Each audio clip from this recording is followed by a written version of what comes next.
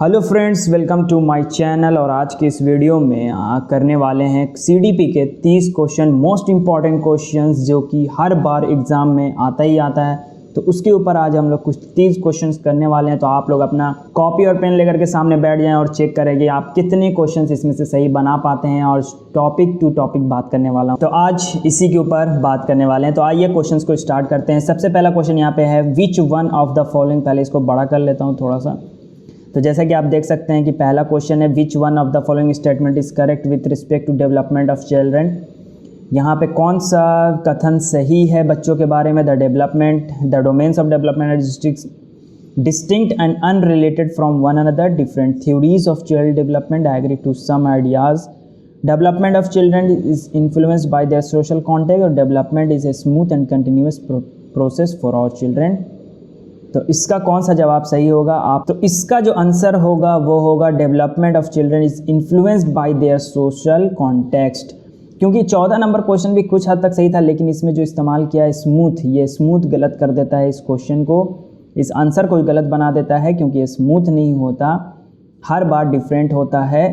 तो इसका जो सही आंसर होगा वो होगा, development of children is influenced by their social context. उसके जो सामाजिक जो संदर्भ हैं उससे बहुत ज़्यादा प्रभावित होता है।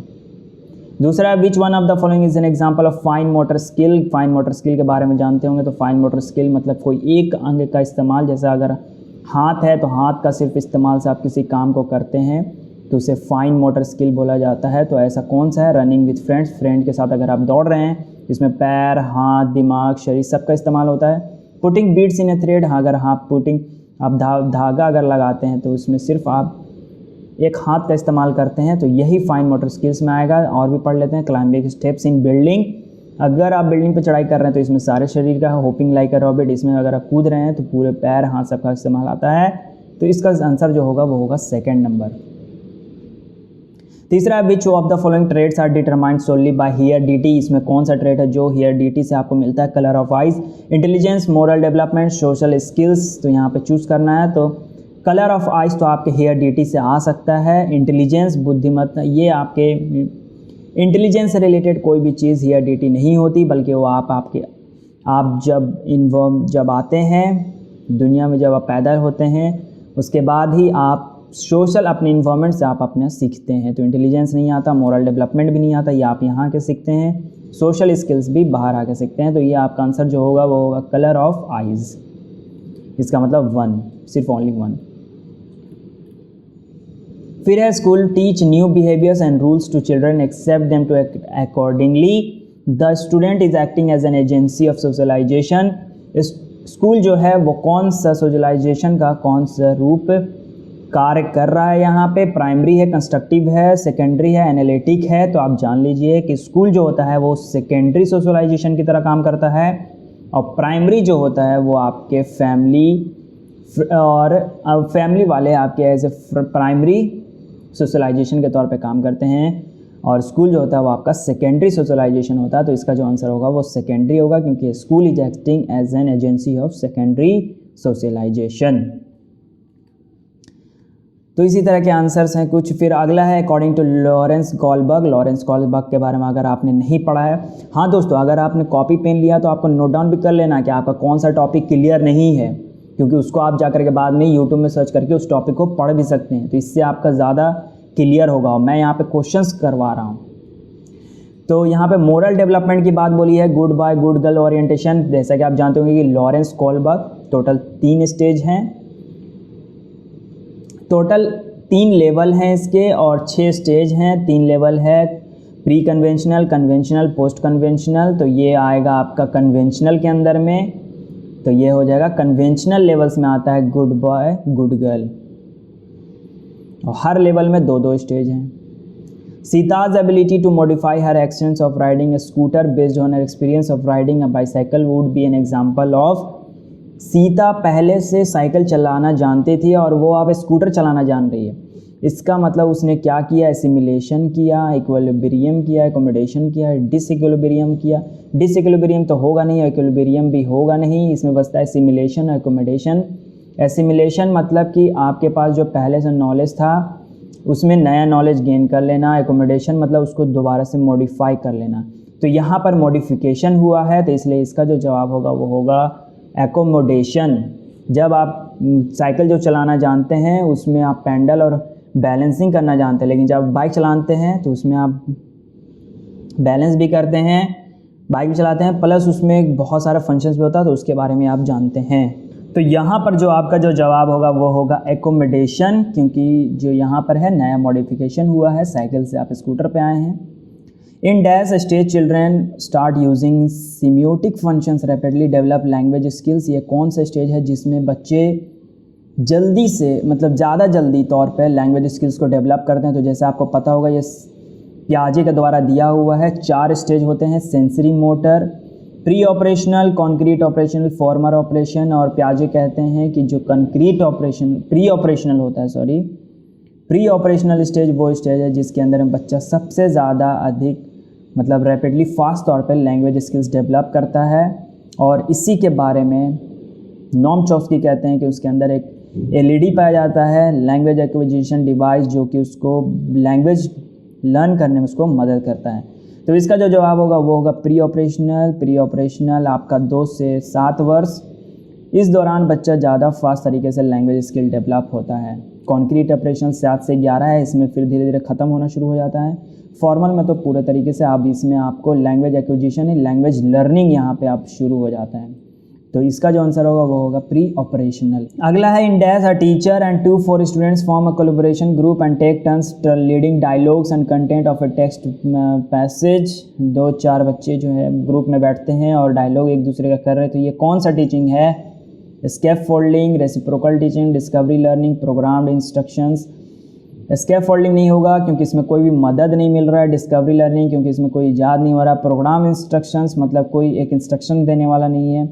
ये तो आपस में ही वो सब डायलॉग एक दूसरे को पास कर रहे हैं और एक कोलैबोरेशन बना के कर रहे हैं। तो ये जो होता है ये होता है reciprocal teaching.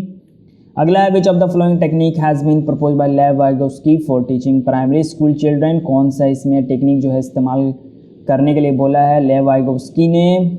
Instructional scaffolding, reinforcement, equilibration या प्रोग्राम्ड लर्निंग। इसमें से कौन सा तरीका है जो आप अपना सकते हैं? इसमें जो आप इस्तेमाल करेंगे वो है इंस्ट्रक्शनल स्कैफोल्डिंग का। मतलब अब ऐसा नहीं कि आप बच्चों को पूरा ही छोड़ देना है, थोड़ा थोड़ा आपको सपोर्ट करते रहना है पीछे से। तो ये होता है इंस्ट्रक्शनल स्कैफोल्डिंग, आपका बेस्ट ऑप्शन रहेगा प्राइमरी बच्चों को सिखाने के लिए। In the context of progressive education which of the following is correct.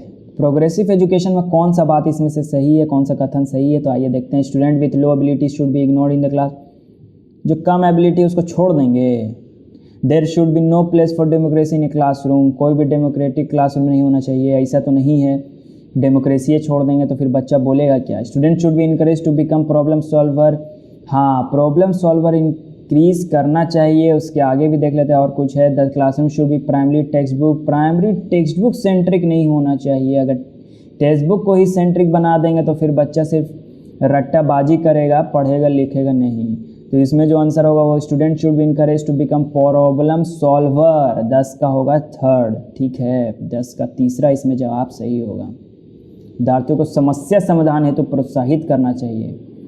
According to Harvard gardener के बारे में जानते होंगे, मल्टीपल इंटेलिजेंस की बात कही है हार्वर्ड गार्डनर ने। The ability to detect and respond appropriately the mood, temperament, intentions of other is known as. ये क्या है? ये इंटरपर्सनल इंटेलिजेंस है दोस्तों। ये इंटरपर्सनल इंटेलिजेंस है, इंट्रापर्सनल नहीं होगा, लिंग्विस्टिक भी नहीं होगा, बॉडली कहने से ही। तो हार्वर्ड गार्डनर अगर वो अपने मूड के ऊपर, टेम्परामेंट के ऊपर और इंटेंशन के ऊपर, मतलब उसके अंदर से ये सब सारी बातें आ रही हैं ना, तो ये इंटरपर्सनल होगा। इंट्रापर्सनल जब बाहर से होता है तब इंट्रापर्सनल इंटेलिजेंस बोला जाता है।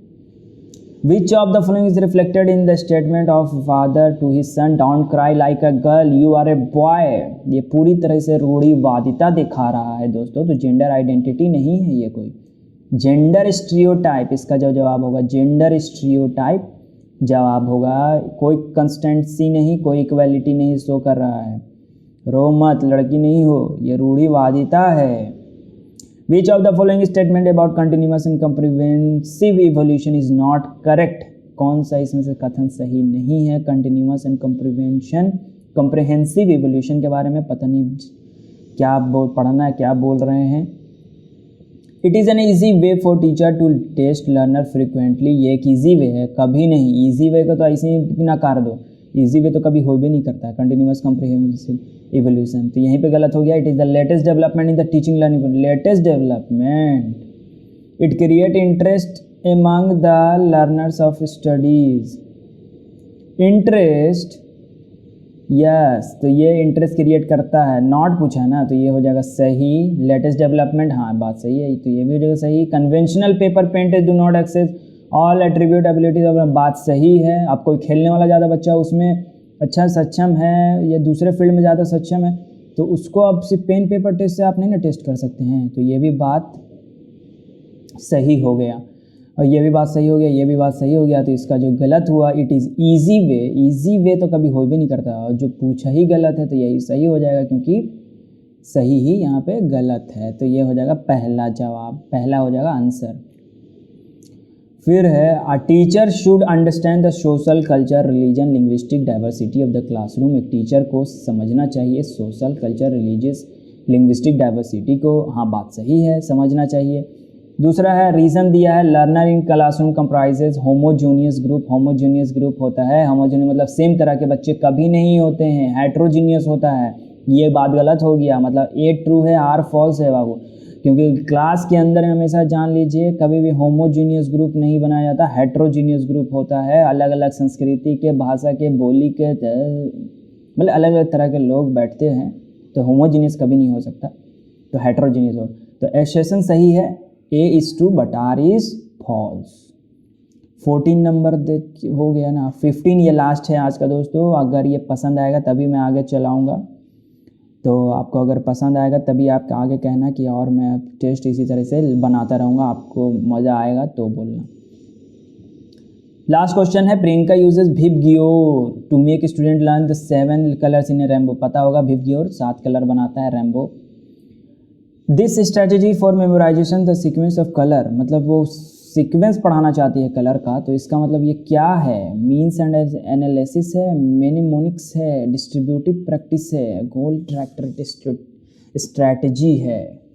ये कौन सा स्ट्रैटेजी जो है वो शिक्षिका जो है वो अपना रही है? मीन एंड एनालिसिस, मतलब एक एनालिसिस, ये कोई एनालिसिस नहीं है दोस्तों, ये तो पूरी तरह मेमोराइजेशन करवाना है इसमें। डिस्ट्रीब्यूटेड प्रैक्टिस, इसमें क्या है? कोई प्रैक्टिस नहीं, गोल डायरेक्टेड स्ट्रेटजी नहीं है, ये मेनिमोनिक्स है। अब बहुत सारे ऐसे लोग हैं जो पहली बार ये वर्ड्स देखे होंगे या फिर जानते होंगे, तो मेनिमोनिक्स है ये, ठीक है। मेनिमोनिक्स मतलब समझ लीजिए कि कंफ्यूज करने के लिए वर्ड दिया है। मेनिमोनिक्स है, उस शब्द को कहते हैं, इसका अर्थ ये होता है कि पहले से आप किसी चीज़ के बारे में जानते हैं और उससे रिलेटेड आपको कोई चीज़ बताया जाता है। तो रैम्बो के बारे में तो बचपन सब जैबने करता है, और उसी के बारे में इसमें बताया जा रहा है, उसके डिटेल, उसके कलर का इस्तेमाल करवाया जा रहा है पढ़ाने के लिए, विजुअल से एक तरह से दिखा दिया जाता है। तो ये है मेनिमोनिक्स। तो दोस्तों पेपर और कॉपी में तो लिखा होगा, और सब मुझे पता है बहुत लोग फेल हो गए होंगे। अब फेल का मतलब अगर 14 आ गया ना, 15 में से 14, तो आप फेल समझिए। 15 आना चाहिए था, तभी आप पास होते हैं। तो आप बता दीजिएगा कौन कौन फेल हुए हैं। अगर आपको ये वीडियो अगर पसंद आएगा तो वीडियो को लाइक कर दीजिएगा, चैनल को सब्सक्राइब कर दीजिएगा। आज के लिए इतना ही, अगर और चाहिए होगा तो कमेंट बॉक्स में कमेंट भी कर देंगे। चलिए ठीक है।